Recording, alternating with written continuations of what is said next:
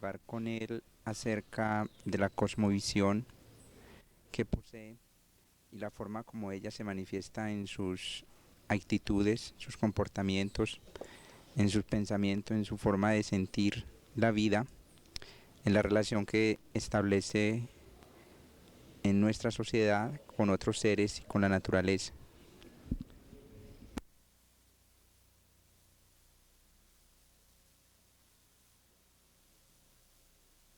Agradecer, digamos, la inquietud y el interés que tienen ustedes en este tipo de cuestionarios, que no solamente son para mí, sino que son para ustedes mismos y para el medio académico y juvenil en que están inscritos.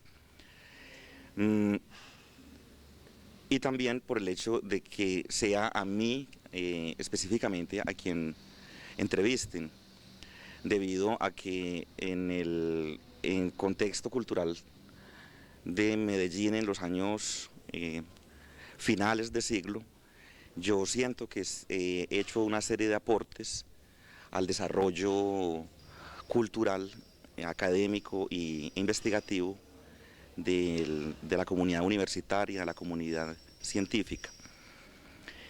Eso implica que, en efecto, yo he asumido de una manera muy intuitiva lo que es la producción de un plano cosmológico, de una Weltanschauung, de una cosmovisión que está en proceso. Yo, en primer lugar, para mí una cosmovisión es un proceso de vida, pero un proceso de vida que tiene que ver con muchos planos de emergencia.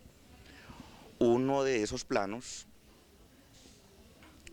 es el plano íntimo, el plano interior,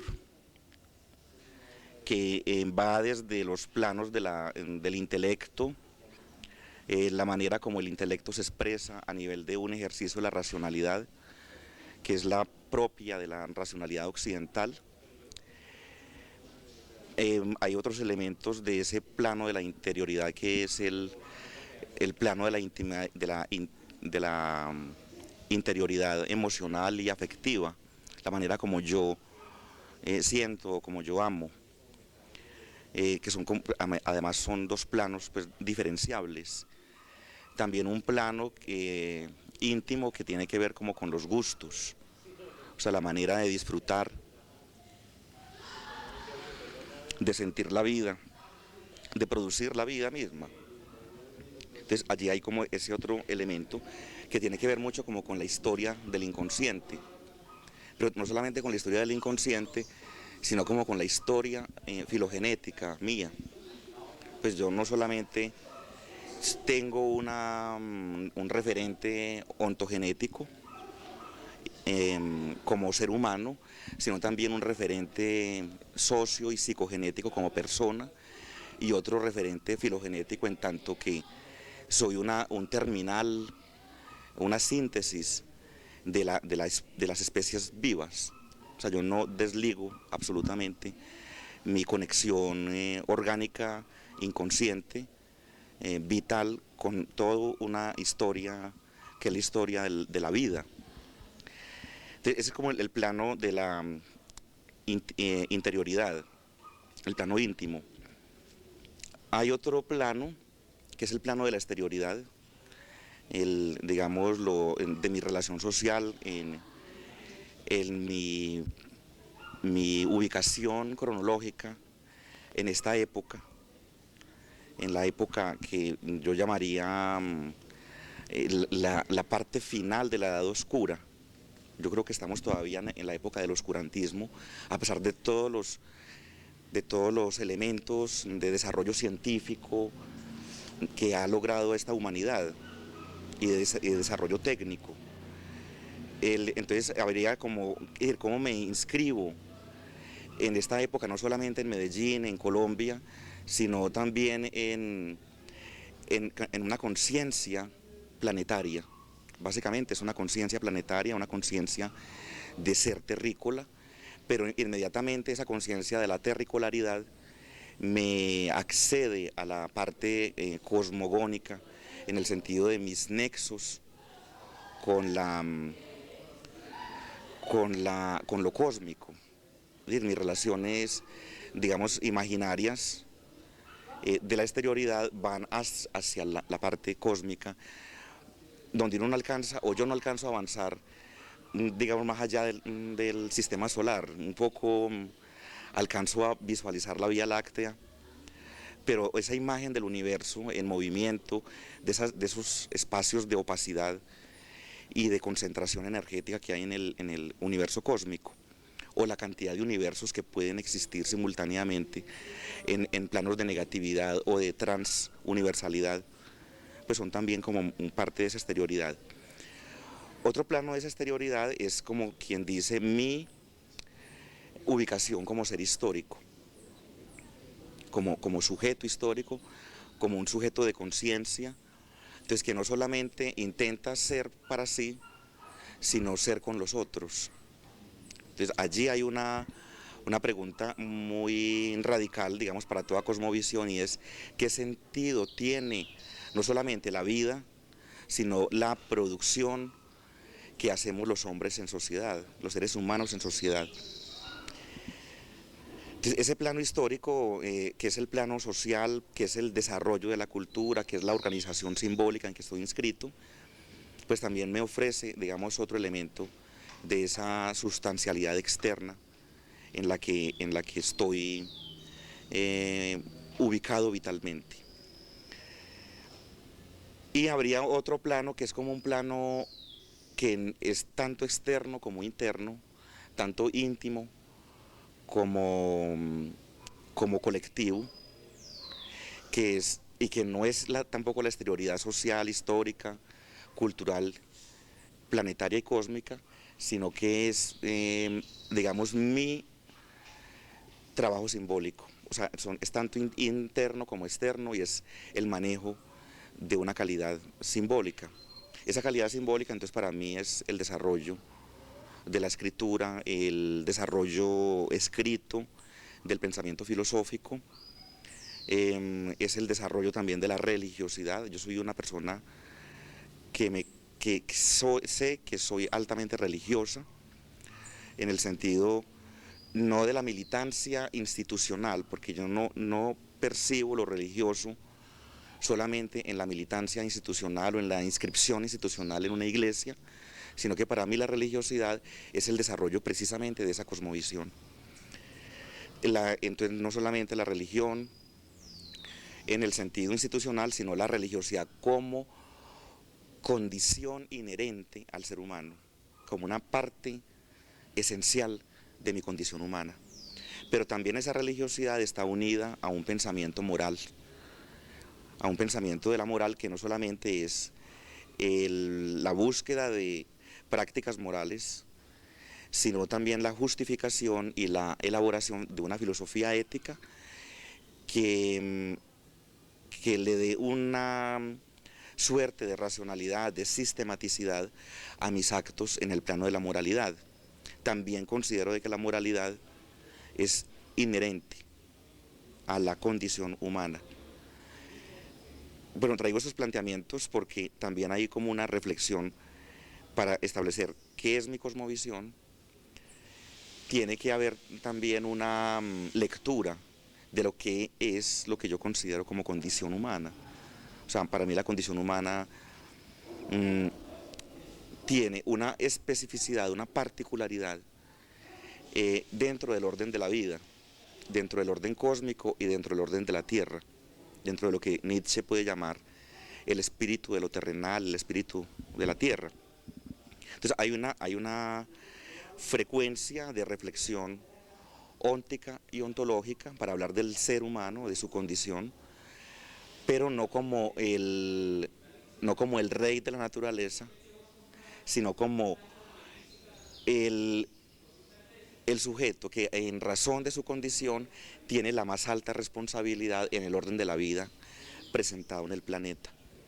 Entonces, más bien en ese sentido, yo lo inscribo igual a una planta, al plancton, a los biomas, a las aguas, a las aves, a todos los animales, pues me planteo en el mismo plano de emergencia, en tanto el espíritu de la tierra, pero la única diferencia es que su particularidad, por ser un ser intelectual, un ser dotado de intelecto, de religiosidad, de moralidad, de un psiquismo particular, de una biopsicología específica, de lenguaje, de comunicación, es el sujeto que está determinado en el orden de la vida para producir cultura, y es por la cultura por lo que el hombre tiene esa alta responsabilidad, y es por lo que cada individuo debe tener una propuesta cultural para ser en tanto ser humano. Y en ese mismo sentido, no solamente es él en cuanto individuo, sino que es él en cuanto articulado, un ser articulado, una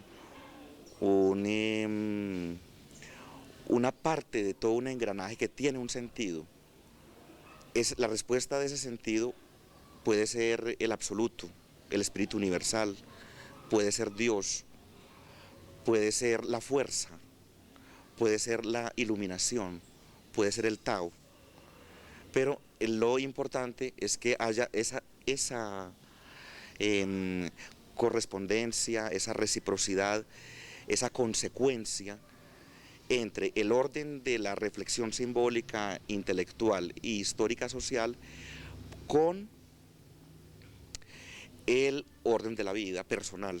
O sea que si lo que se piensa, lo que se reflexiona, lo que se escribe, no concuerda con la vida cotidiana concreta, yo no diría que hay desarrollo de cosmovisión, ni hay desarrollo de la persona, ni hay verdad en el vivir.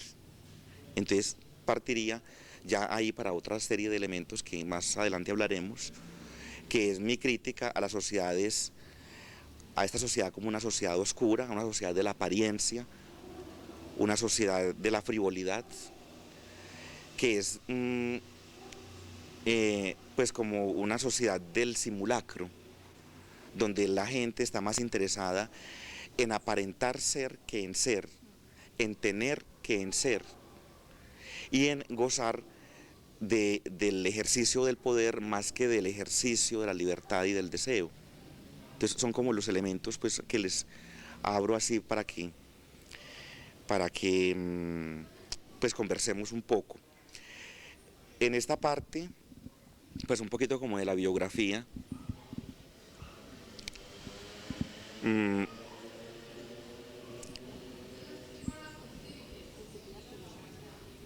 En la parte como biográfica, yo nací, pues afortunadamente creo que nací muy feliz, pues de alguna manera, aunque tenía mucho miedo de caerme, porque de todas maneras mi concepción es que en el útero uno está en un estado de ingravidez, de plenitud, de placer, donde ese ser no alcanza todavía a ser en la medida de que es un sujeto de deberes y derechos en la exterioridad de las relaciones sociales. Y ese estado de ingravidez, que es un estado, creo yo, nirvánico, o lo percibo así, nirvánico. Yo creo que tuve un exceso de estadía ingrávido, pues creo que, según cuenta mi madre, me demoré unos 15 días más para caerme a este planeta, pues a caer no quería realmente nacer, y además había como un sobreexceso de peso, pues era una 11 libras, por ejemplo, al nacer, que era un peso muy alto para un feto o para un neonato. Y pues esa demora a mí me parece que es muy diciente. También hay una imagen que decía mi madre, y era que para ella había sido asombroso, y era por la erección de mi pene al nacer, pues y era como una conexión que de todas maneras mm, a mí me alegra mucho porque es también mi conexión con lo viril. Pues digamos, hay un aprecio muy alto a mi condición particular, pues como individuo dentro de lo viril. Lo que no deja de producirme es como la admiración o el misterio que desata, digamos, la presencia de lo femenino y sobre todo la encarnación de lo femenino en la mujer, que a mí me ha llevado como a tener una opción más por el placer y el amor viril que por mis relaciones de género, digamos, a nivel de la heterosexualidad o de la producción de unas relaciones de comunicación coital, pues que es otra manera, porque de alguna manera hay una suerte como de desconocimiento o de imposibilidad aproximativa al cuerpo femenino, que lo veo dentro de un campo más bien ontológico y no tanto sociogenético, pero no, yo no llegaría a hacer una explicación de esa virilidad original, de mi placer viril, de mi admiración por la relación viril, que no la llamo homosexual tampoco, eh, como en ese plano pues de la biografía, del nacimiento, de la ingravidez, de la caída. Yo pienso que como habla Camille un poco, la caída es al nacer, uno cae al orden de la gravedad, que es el nacimiento.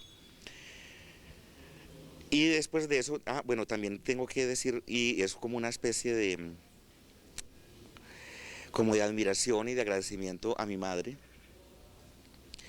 porque, bueno, soy el cuarto hijo de una familia numerosa, mi madre tuvo 20 partos, 14 nacimientos, pues 6, ¿cómo es que dicen las abuelas aquí?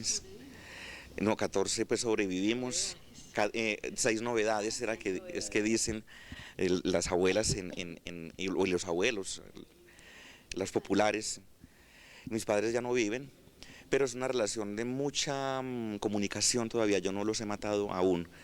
Pero entonces mi madre, yo digo que tuvo la experiencia conmigo y yo la experiencia con ella en el sentido de que ya era una mujer experta, muy joven, de 22 años, y ya tenía 3 experiencias pues, de gestación y parto y de crianza. O sea que yo llego en un momento en que es una mujer ya muy preparada para recibirme.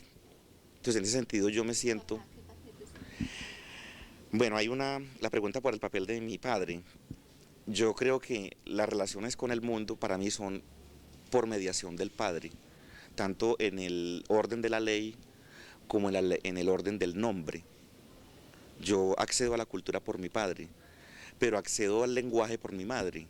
Pues son cosas como muy especiales porque en la época tradicional de mi crianza, digamos en 1952,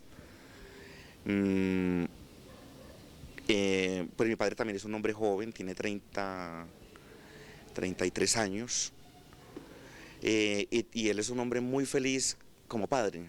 Pues es de esos hombres que tienen la paternidad arraigada y les encanta tener hijos y la imagen de él era tener una familia numerosa como la de su abuelo, la de su padre, la de mi abuelo, que era una familia de 44 hijos.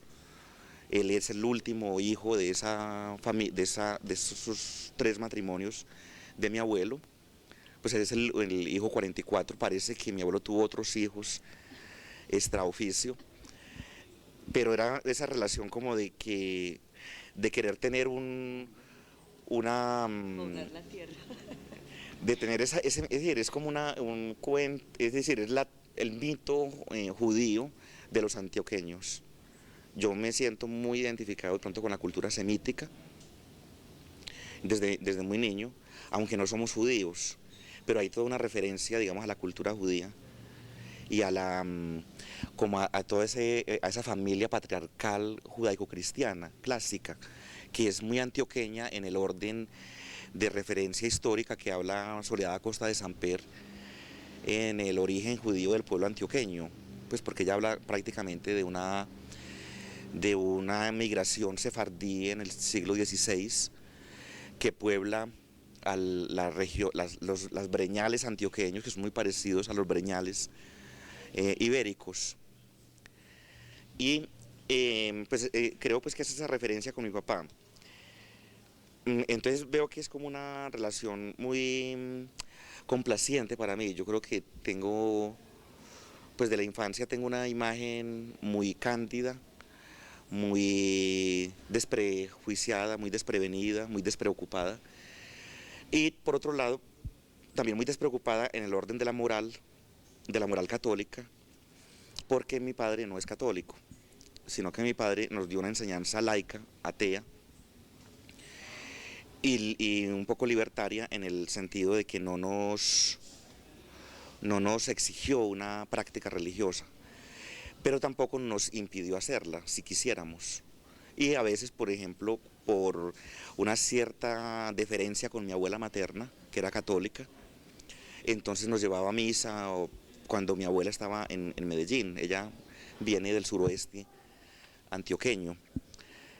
Y algunas veces yo fui a misa y entonces tengo una referencia de la misa, es más bien como el teatro, pero entonces no tengo esa referencia, digamos, del peso de la moral católica que de pronto pudiera haberme dado otra factura, sí, marcado otra factura, porque de todas maneras la religión católica tiene una facultad y es la de producir miedo, miedo a vivir, miedo a ser, miedo al cuerpo. Y uno hace el miedo, trabaja el miedo, la mediación del miedo y entonces el, el, el cuerpo se constriñe, el cuerpo se apoca y uno tiene mucho miedo de ser. Y de todas maneras el cuerpo exige, el cuerpo tiene planos de emergencia y sale, se expresa, pero entonces como está el precedente del miedo, viene entonces la respuesta de la culpa.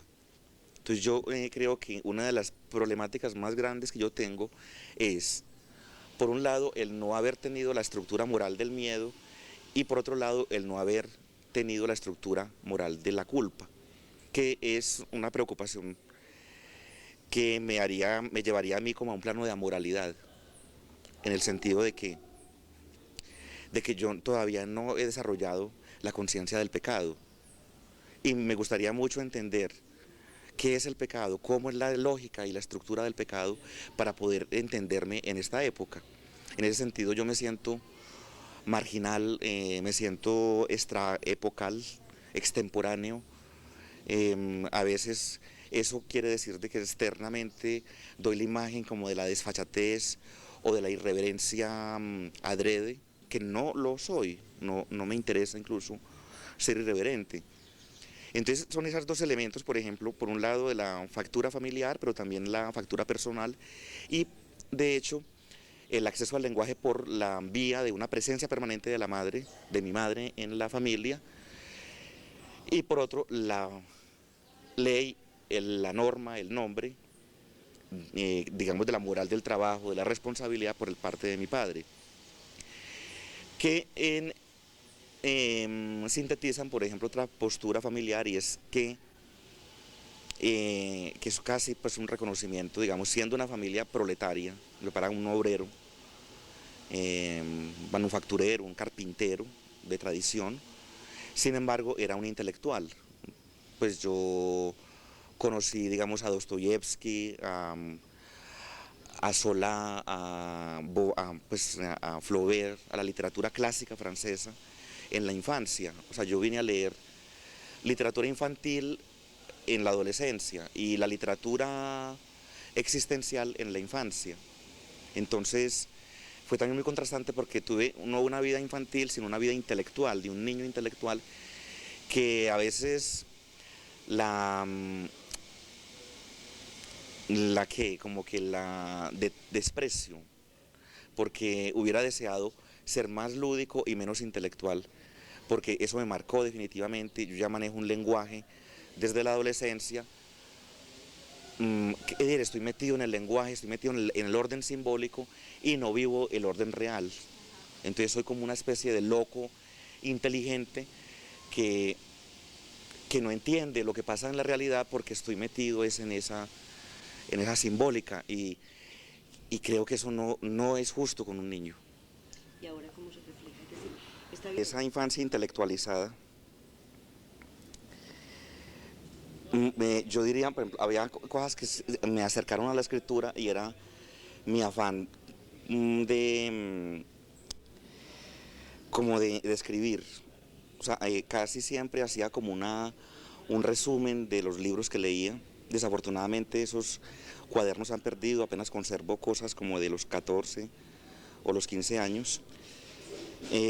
Pero sí tengo pues como referencias, por ejemplo, a esa inteligencia, era que siempre yo tuve como un ideal narcisista muy alto por la inteligencia, no por el desempeño físico. O sea, en los juegos, pues no recuerdo haber jugado sino chucha o pues, pisingaña, catapis, o jugar escondidijo, sobre todo tenía juegos con niños de la cuadra, pero yo no me movía más allá de 3 o 4 cuadras de mi casa. A veces tenían que llevarme hasta la escuela porque no sabía moverme en esos espacios tan aventurados de los barrios. Entonces, yo tenía un alto desempeño académico, o sea, siempre fui el primer estudiante de los cursos, o era el primer estudiante de la escuela, de toda la escuela.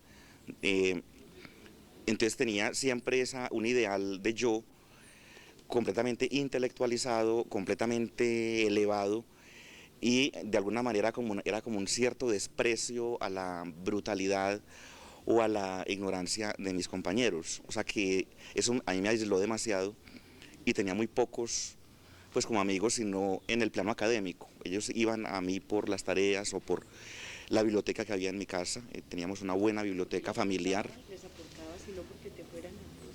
Sí, había aportes, pero ya en el plano ya de la infancia normal no había tanto encuentro. Siempre obtuve regalos de fin de año hasta quinto de primaria. En quinto de primaria había pues también en una preparatoria que éramos solamente quintos de primaria, una preparatoria que era especialmente hecha como para aceptar un nuevo formato académico y curricular que era el del bachillerato con maestros para cada materia. Entonces esa fue también una ventaja y fue acceder a una cantidad de profesores distintos con propuestas metodológicas y pedagógicas distintas que pues a lo que yo respondí con un alto rendimiento ya en bachillerato, en el Liceo Antioqueño. Me gustaría, por ejemplo, tener una referencia a un libro que marcó mucho, digamos, mi experiencia amorosa, y fue que la maestra de primero de primaria, Alicia González, una maestra que yo quise mucho, yo recuerdo todos mis maestros de primaria, a mí me enamoraba de mis maestras de una manera muy edípica, además eran mujeres muy maternales, había una mujer joven en segundo bachillerato de primaria, pero voy a contar la anécdota del regalo que ella me hizo. En primero de primaria me regaló un libro que se llama Los Titanes del Epistolario Amoroso, que era un libro para un niño de 8 años, pues era una cosa así gravísima.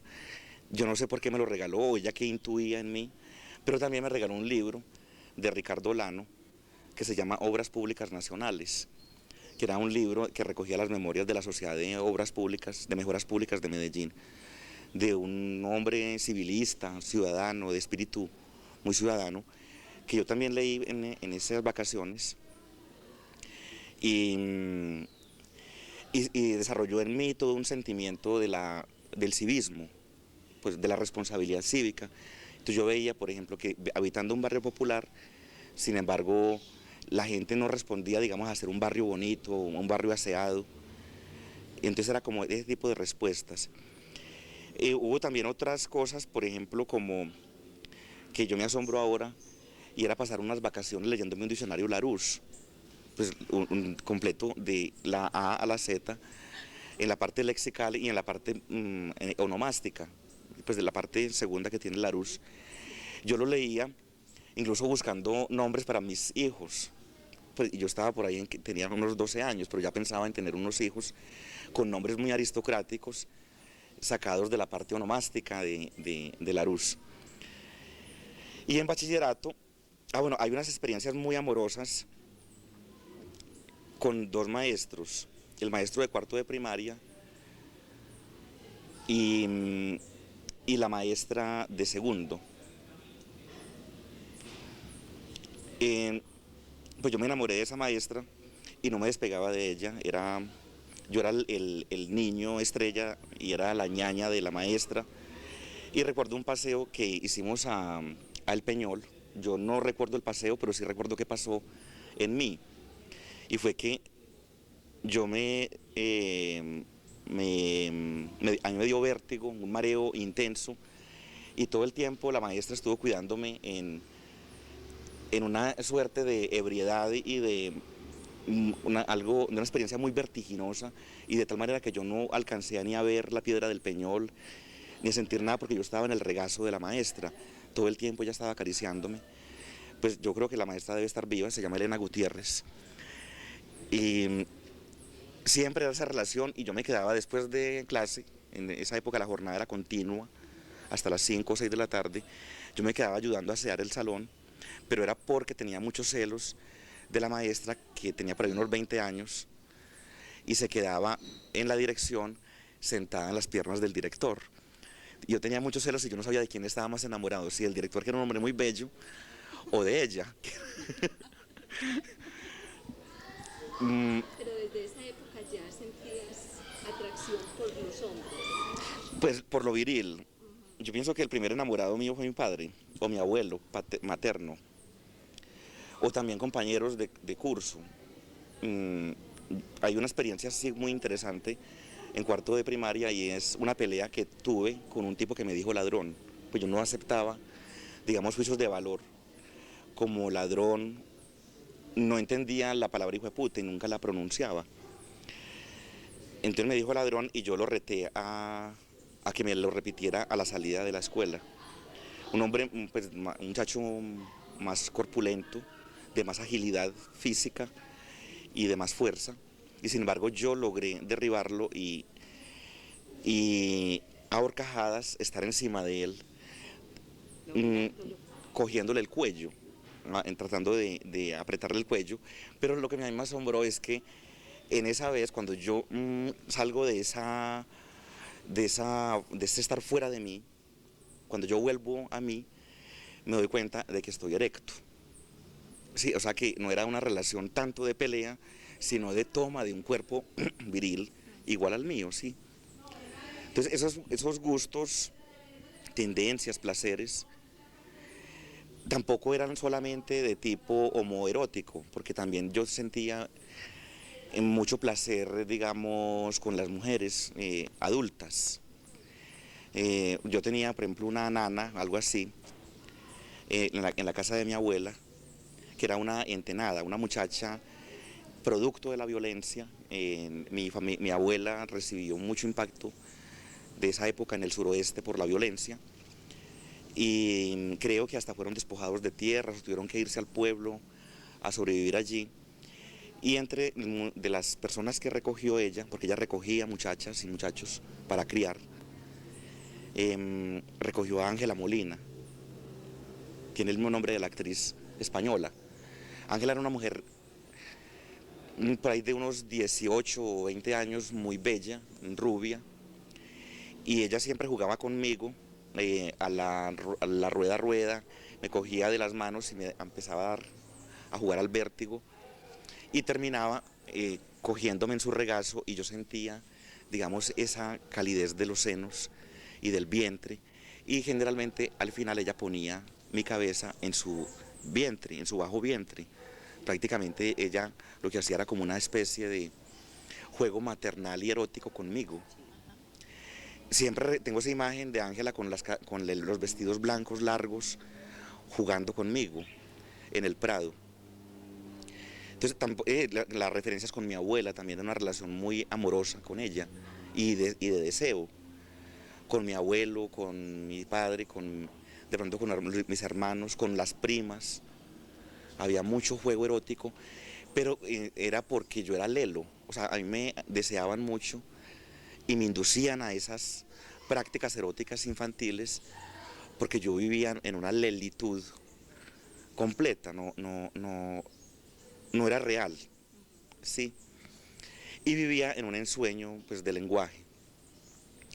Entonces esas experiencias, por ejemplo, ya se vuelven mucho más elementales cuando ya en la adolescencia yo sí logro objetivar relaciones amorosas físicas con jóvenes de mi edad, de 13 o de 14 años, pero nunca las clasifiqué. Yo nunca sentí que eso fuera malo. A mi padre le fueron con el cuento de que yo parecía homosexual. Él dijo, no, lo que pasa es que León es muy lelo, León está en otras cosas, y entonces nunca él aceptó que yo pudiera llegar a ser un sujeto de prácticas homosexuales. Y en bachillerato había pues muchas experiencias a ese nivel, porque en el liceo antioqueño, por la formación física, de educación física, todos teníamos que bañarnos desnudos en los baños, en las duchas. Y entonces uno tenía muchas oportunidades de encuentros por juego o por intencionalidad, de relaciones de placer físico con los compañeros de clase. Nunca con gente muy adulta, de pronto con un psicoanalista, ya terminando bachillerato, pero fue una relación más de, yo creo que reconstitución del yo, creo que por parte de él, y después con la esposa de él en una relación como más de encuentro, pues como de disfrute, pero no sé en qué, todavía no sé valorar esa experiencia. Y ya como en la universidad, cuando yo volví bueno, hay una experiencia que tiene que ver con mi militancia política, porque desde niño en mi familia había información comunista. Mi papá no era comunista, sino más bien de tendencia socialista, o era como una especie de conservador socialista. Entonces, con él, yo entré al mundo de Voz Proletaria, que era el periódico, más que leer El Colombiano, los domingos iba un obrero que era militante del partido y hablaba con mi padre y le vendía Voz Proletaria. Yo usaba ese periódico después para hacer recortes, hacía recortes de la parte económica y social, y ya tenía un álbum en primaria sobre la situación económica colombiana. Eso más o menos era como el problema de la época de Valencia.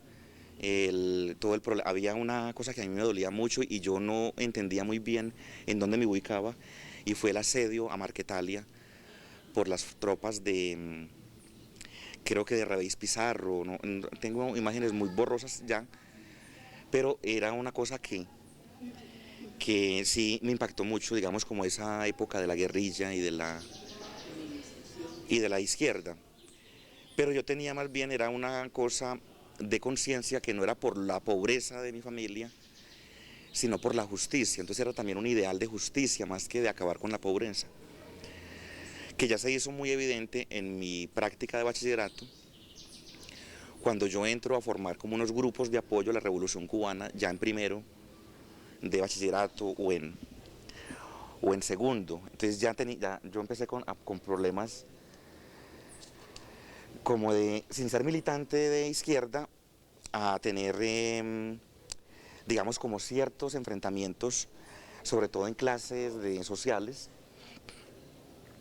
debido a mi defensa de la Revolución Socialista en Cuba. Y en tercero o cuarto bachillerato, ya a los 14 o 15 años, yo entré a convertirme en un líder nato estudiantil.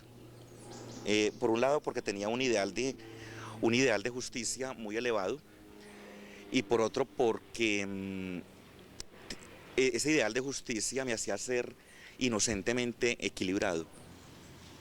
Y los maestros veían que lo que yo planteaba era cuerdo y tenía una validez racional, una validez lógica.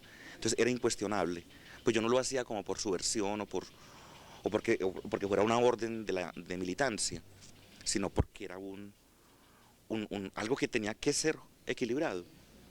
Entonces ya entré al consejo estudiantil y ahí empezaron, como ya había como grupos políticos, a ganarme para la causa de la militancia revolucionaria. Entonces yo entré con mucha crítica, ya por allá en cuarto bachillerato entré a la Juventud Comunista y de una manera muy transparente porque pues recuerdo que era un militante ejemplar también, así como era académicamente ejemplar, era un militante ejemplar, un buen vendedor del periódico del partido, semanalmente vendía 80, 100 ejemplares a profesores, estudiantes, a los directivos, y ellos respetaban mucho esa opción mía. Hasta que llegué a ser como el presidente del Consejo Estudiantil en quinto, en sexto, hubo una experiencia de golpe de Estado por otro sector político. Entonces, pues me bajaron de la presidencia de una manera completamente de golpe de Estado. Y, y yo empecé ya como a funcionar, no, fue la Juventud Patriótica y los cristianos, la Juventud Estudiantil Católica. Así que también en el Partido Comunista yo fui transparente y defendí un ideal de justicia, hasta el punto en que el partido me expulsa en un congreso nacional, de una manera muy ignominiosa, muy injusta. Hasta el día de hoy yo le exijo al partido que si quieren tener otra vez relaciones conmigo, deben levantar públicamente esa sanción en un congreso, porque si fue expulsado en un congreso, pues también debo ser recibido en otro, aunque no me interesa, después de esa expulsión nunca me interesó la militancia en ningún sector. Y en esa época coincide mi trabajo ya intuitivamente hacia el psicoanálisis, hacia el marxismo estructuralista, ya no el marxismo dogmático del Partido Comunista, pues sobre todo al estructuralismo althuseriano y de Luciano Seff y Fabre, hacia las filosofías existencialistas en Sartre, en Nietzsche, en Heidegger. También había algunas lecturas de Teilhard de Chardin. Y entonces eso fue la época en que yo fui ya en esa juventud de los 19, los 20 años, en que yo ya entro a tener una claridad sobre a dónde es que quiero ir. Y es la claridad filosófica y la claridad ética. O sea, yo paso ya de la práctica política, de la justicia política, entro al campo de lo que es justo y lo que es conveniente a nivel filosófico y ético. O sea, yo creo que mi cosmovisión ahora se forma en ese periodo del sexto bachillerato al primer año de universidad, a la crítica de las militancias autoritarias y entro ya a plantear un ideal ético y filosófico. La parte estética la vengo a trabajar ya en los 80. Entonces, esa experiencia de la universidad, la experiencia académica y la experiencia intelectual personal llegan a un punto en que es un viaje a Cuba como ganador de un concurso literario. Yo ahí soy menor de edad y tenía que pedir permiso a mi familia para salir de Colombia. Yo pensaba irme clandestinamente porque mi familia venía con una militancia de izquierda anticastrista y yo tenía mucho resquemor como de plantearle a mi papá mi salida a Cuba porque ellos pensarían que yo iba a otro plano de militancia política. Al fin ocurre que mi padre se alegra mucho porque un obrero que oye Radio Habana le dice que tiene un hijo que es un genio porque se ha ganado un concurso internacional.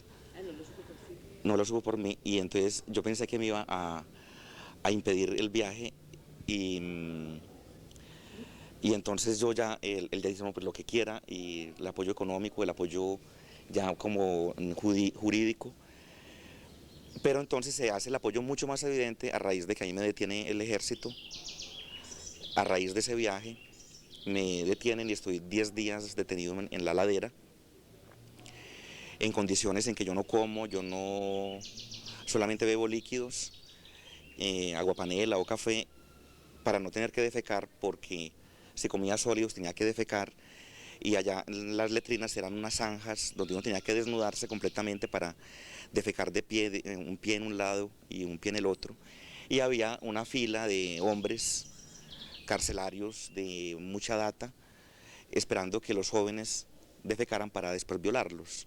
Entonces yo viendo esa violación a un muchacho, yo hice esa lógica y nunca estuve 10 días sin comer y sin defecar en esa cárcel. Era un caso así de control personal intensísimo. Y logro salir como con un habeas corpus que pone una muchacha de sexto semestre. A ver, yo tenía como 3 o 4 abogados, no habían podido hacer nada. Pero entonces salgo muy conmocionado realmente de la experiencia carcelaria. Y para acabar de ajustar, entonces llego al Perú, el embajador no me recibe inmediatamente, yo tengo una disputa con el embajador, es un hombre que abrió la puerta de la embajada y yo le dije, pues, hombre, yo necesito que usted me llame al embajador, yo soy León Zuleta, pues yo tenía una imagen muy alta. Y él me dice, no, yo no puedo atenderlo porque el embajador soy yo, y entonces yo disputo con él, le digo burócrata, le digo que la revolución había acabado con la burocracia, pero que él se comportaba como un burócrata capitalista. Y entonces yo me demoro más tiempo para llegar a Cuba porque me quedo en Cuba, en Lima, unos días, enojado con la embajada. Y estoy como muy enfermo porque no logro comer bien. Y cuando llego a Cuba me desmayo en el hotel, en el aeropuerto José Martí. Me desmayo desafortunadamente porque todo el tiempo voy a estar dopado con barbitúricos. Pues me dieron una droga, pensaron que yo era como un epiléptico o algo así. Entonces todo el tiempo dopado con belladona y fenobarbital.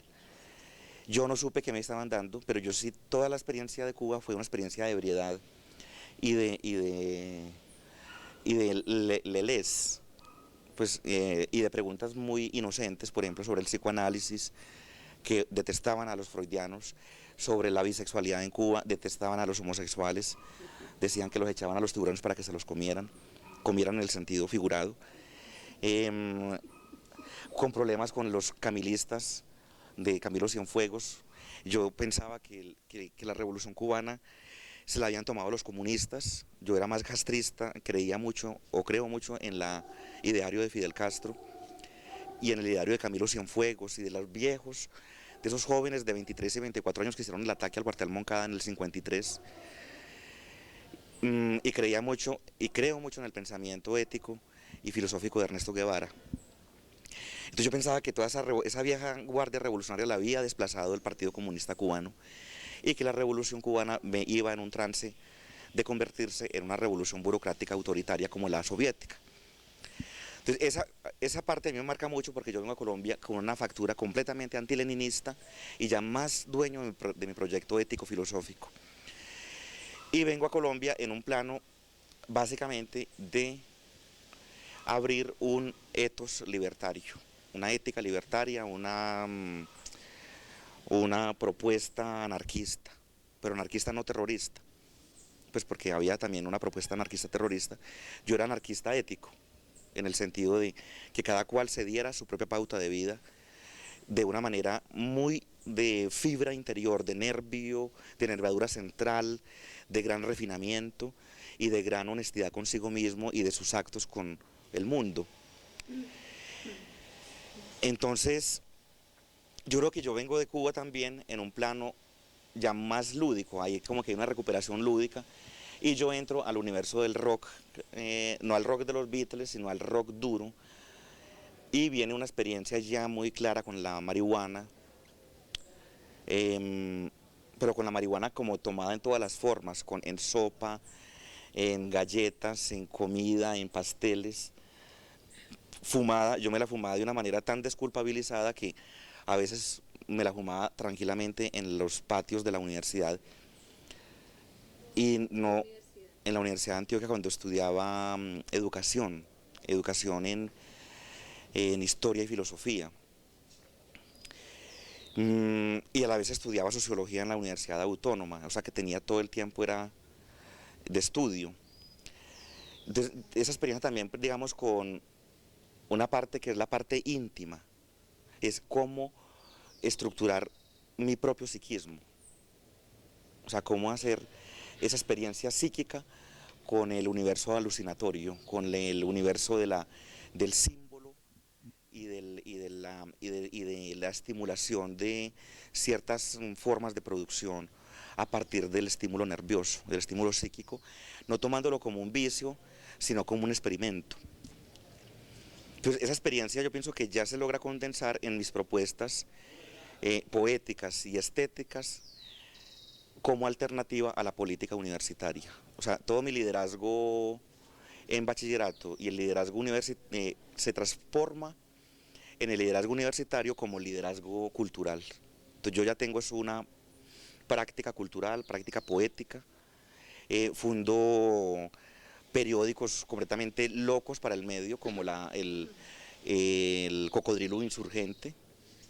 Pues en 1974 fundar un periódico así como el Cocodrilo, y que era un cocodrilo revolucionario pero con paraguas y frac, eso a toda la gente le pareció lo más inusitado y lo más escandaloso, porque era un periódico que era marxista y psicoanalítico. O sea, a nadie se le había ocurrido hasta ese momento hablar de freudomarxismo y de Reich y de la revolución sexual política. Entonces eso, yo no, yo creo que no tenía pues los suficientes elementos de causa, pero sí lo trabajaba con mucha sinceridad. Después entonces empecé a fundar, fue una revista, del Cocodrilo salieron 4 números, en mimeógrafo, con cabezote en screen, he trabajado en stencil, y no tengo tampoco ejemplares de eso, pero sí hay gente que los guarda.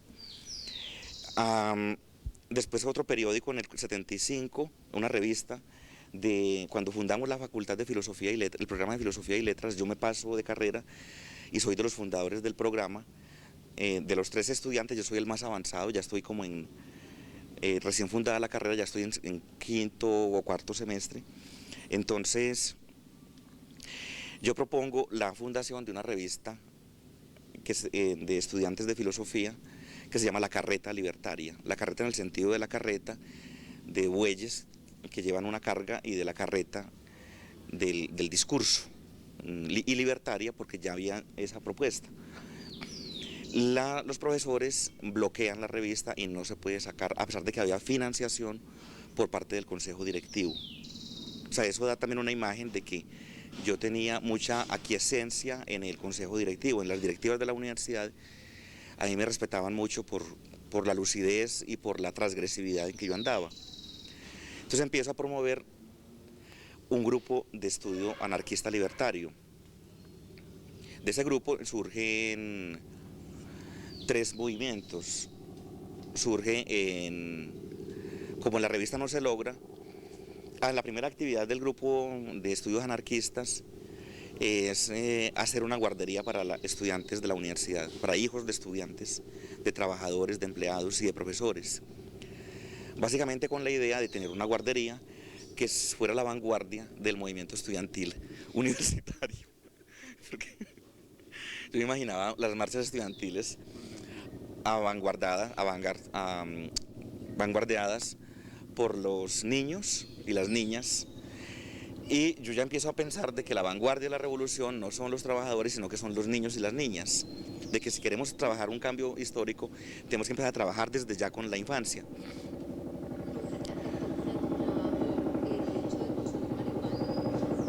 No, porque yo era una persona de mucha competencia académica y intelectual y de escritura. No, no hay interferencia ni de memoria ni de espacio. Voy a hacer un alto momentico. Hay estas referencias problemáticas de tipo biográfico no tienen afán pues como el descreste, pues de descrestar como con una especie de afán terrible de la cultura antioqueña. Porque de todas maneras yo sí siento pues de que ha habido como una cierta referencia pues a esa transgresión cultural que yo he hecho, con un ánimo, no ánimo de lucro, sino con un ánimo de, primero, de vivir, de ser, pues es mi propia expresividad, pero también porque es como la circunstancia de la época. Y entonces eso porque nos permite varias cosas. Por un lado, porque en el plano de la cosmovisión es importante manejar, digamos, la experiencia con el propio ser, o sea, cómo toma uno su propio ser como una materia plástica, moldeable, que debe tener un sentido, debe llegar a un horizonte. Yo siempre hablo como del ser en proceso, del sujeto en proceso, no de sujetos terminales.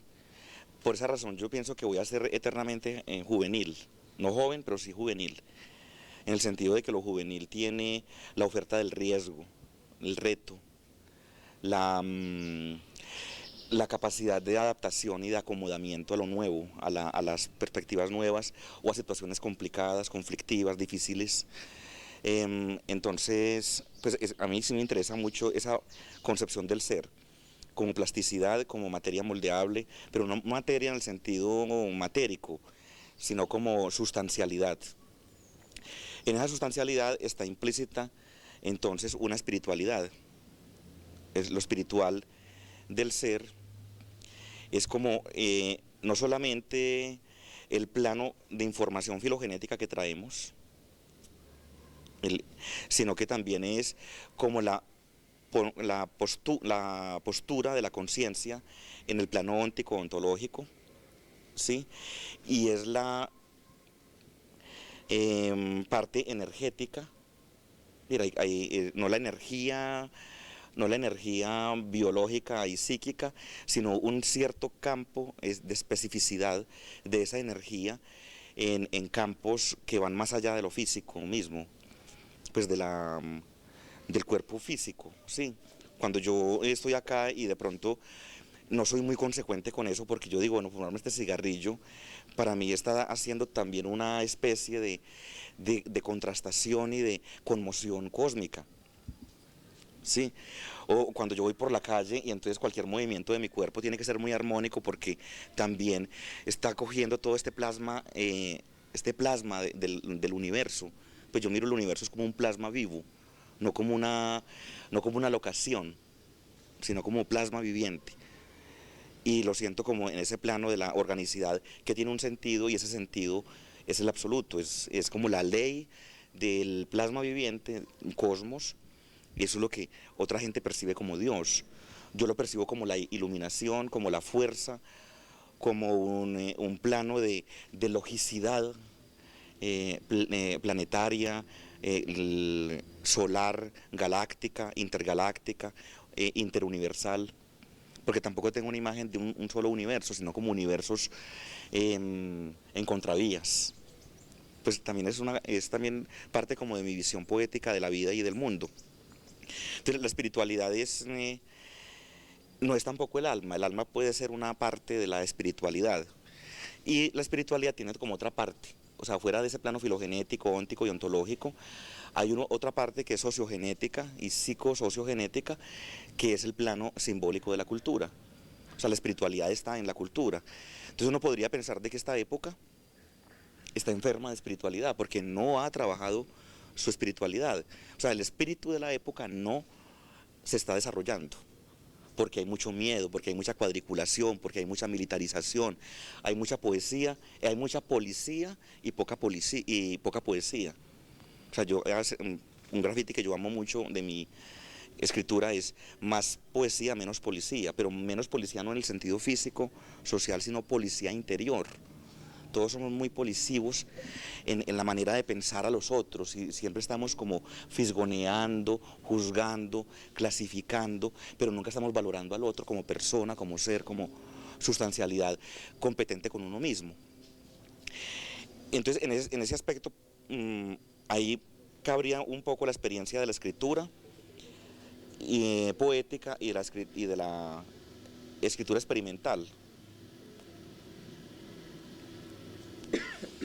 Y en ese plano de escritura experimental, yo he escrito experimentalmente de manera automática, siguiendo un tanto como la propuesta surrealista. Pero para ser surrealista no vale solamente el conocer el surrealismo y un programa. uno tiene que ser surrealista. Y no cualquiera puede llegar a ser surrealista. Bueno, en otro nivel, el de escritura, es la escritura visceral, orgánica. No ya el automatismo simbólico, sino el automatismo orgánico. Escribir por una necesidad orgánica, como respirar, como que si yo no escribo me muero. Esa es la sensación que me da a mí la escritura. Me doy cuenta últimamente que a los 40 años estoy escribiendo pensando, ya pienso. Yo antes el pensamiento era tan automático que producía su obra sola. Y hay otra escritura que es experimental a partir de la alucinación, no de la droga. Yo hablo de los drocitos, que son los alimentos espirituales, o sea, que son la marihuana o el tetrahidrocannabinol, que es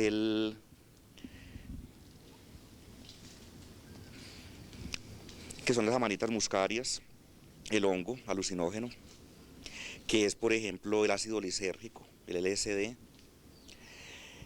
es un tanto, de cierta manera, la cocaína. El bazuco no alcanza a ser un alimento espiritual, aunque de alguna manera se podría utilizar los 2 primeros o 3 pitazos que uno se dé. Incluso yo tengo una obra que es escrita a partir de todos estos trances experimentales no viciosos, que se llama Bazuco Street. Y el subtítulo es La calle de los juegos artificiales. Sí, porque era un trabajo de artificio, es una novela de 500 páginas, hecha a la manera de un diario, de un tercer personaje. Yo soy el amanuense de ese personaje, el que recopila su obra. Y indica es que cuando uno experimenta con su propio ser, con su esencia, para descubrir quién es uno, porque uno no sabe quién es uno. El ser no es un presupuesto, sino que el ser es un producto espiritual, histórico, experimentado, vivido. Y uno solamente aprende a vivir después de lo vivido, uno aprende a vivir viviendo. Pues no hay fórmulas, no hay reglas. Lo que yo les digo no es una tabla de verdad tampoco, es mi experiencia de vida. Y yo creo que cuando uno hace experimentos alucinatorios con su propio psiquismo, con su propio cuerpo, con el licor, con el yagé es una planta alucinógena chamánica del Putumayo, es amazónica, trabajada con 7 tipos de bejucos macerados, se le exprime el jugo y se procesa por un curaca o por un chamán. Ese trabajo se hace en un ritual específico que es un mecanismo de reconstitución del ser, del yo, del ello, de sus relaciones con el mundo.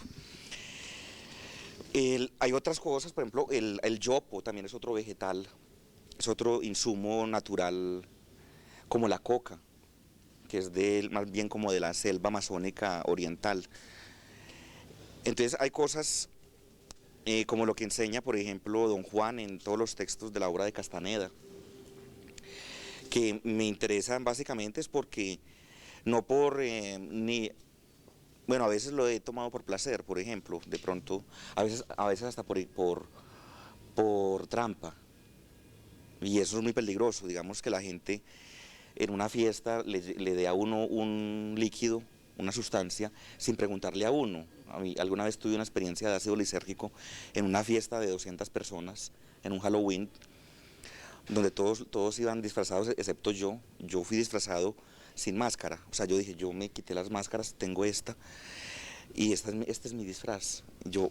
Entonces, a mí me dieron un vodka con ácido lisérgico, y eso fue, pues para mí no fue terrible, pero sí el desdoblamiento de todo el resto de gente, y se presentan actos o escenas de transgresión violenta. Entonces es muy, muy arriesgado.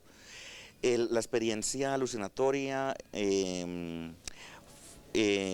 con sentido tiene que ser un ritual a conciencia, y se llama viaje. Y como en todos los viajes, uno va a la terminal de transportes o al aeropuerto, sabe dónde se sube, en qué vehículo se sube y sabe dónde se baja. Porque si se tira en el viaje, se da durísimo en el piso. Si de pronto es un viaje aéreo, peor. Entonces puede salir con muchas raspaduras o mal herido o muerto. Entonces hay que saber viajar. Y yo pienso que una de las cosas que tiene que hacer la enseñanza académica y filosófica es enseñarle a la gente a viajar hacia su propio ser, ¿sí?